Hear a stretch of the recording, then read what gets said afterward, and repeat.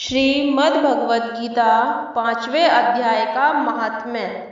शिव जी से पार्वती जी ने पूछा कि हे महाराज, गीता के 5वें अध्याय का महात्म्य बड़ा श्रेष्ठ सुना जाता है, सो आप कृपा कर मुझे सुनाइए।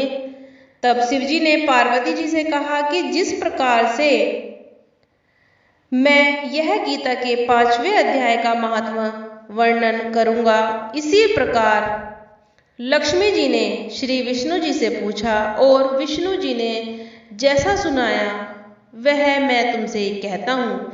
मंदाकिनी नदी के किनारे करवी नाम की नगरी है।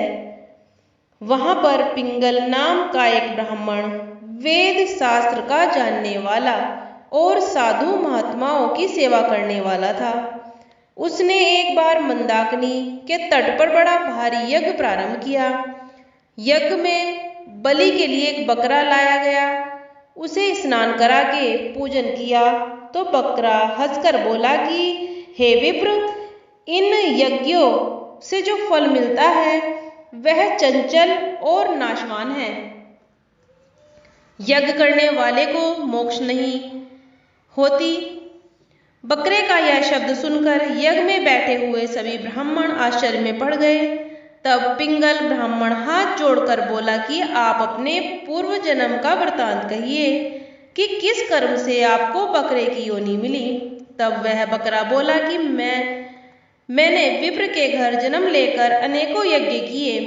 एक समय में स्त्री के रोग शांति के लिए देवी जी की भेंट बकरा मंगाकर बलिदान देना चाहता था।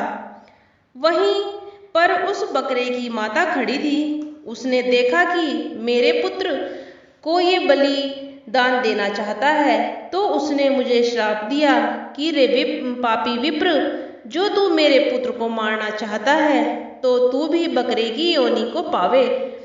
माता के श्राप पर मैंने ध्यान नहीं दिया और उस बकरे को बलिदान किया। कुछ दिन बाद मेरी मृत्यु हुई, परंतु मुझे पूर्व जन्म का वृतांत याद है कि मनुष्य की योनि को छोड़कर मैं बंदर होकर नाचता रहा। फिर कुत्ते की योनि मिली। एक दिन भूख से व्याकुल होकर एक बालक को काट लिया। उस बालक के पिता ने उस अपराध में मुझे ऐसा मारा कि मैं मर गया।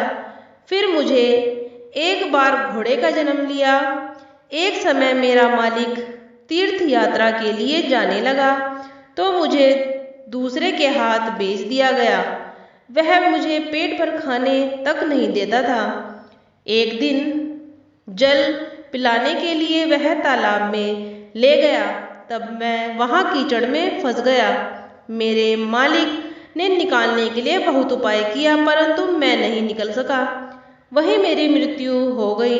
अनेक प्रकार की यातना व योनियों में दुख भोग कर मैंने फिर बकरे का जन्म पाया है। मुझे इस यज्ञ में तुम बलिदान करो तो मेरे पूर्व जन्म के सब पाप दूर हो जावें। मैंने कुरुक्षेत्र में एक राजा को काल पुरुष दान करते समय गीता के 5वें अध्याय को सुना है। उसके प्रभाव से ही मुक्ति हो जावेगी। तब विप्र ने उस बकरे से पूछा कि तुमने ऐसी घोर योनियां पाकर किस उपाय से उनका निर्वाह किया। बकरे ने कहा, हे विप्र, जिस समय मैंने गीता के 5वें अध्याय को सुना तभी से मेरा दुख बीत गया। अब मेरे मुक्त होने का समय आ गया है। यह हाल जानकर गोविंद विप्र ने बकरे से गीता के 5वें अध्याय को सुना। बकरा मरने पर स्वर्ग को गया। विप्र भी यज्ञ को पूरा कर गीता के 5वें अध्याय का पाठ प्रतिदिन करने लगा, जिसके प्रभाव से उसकी मुक्ति हो गई। हे पार्वती, यह 5वें अध्याय का महात्म्य मैंने तुमको कह सुनाया, जिनको सुन और जानकर सभी प्राणी मुक्त हो सकते हैं। ओम नमो भगवते वासुदेवाय नमः।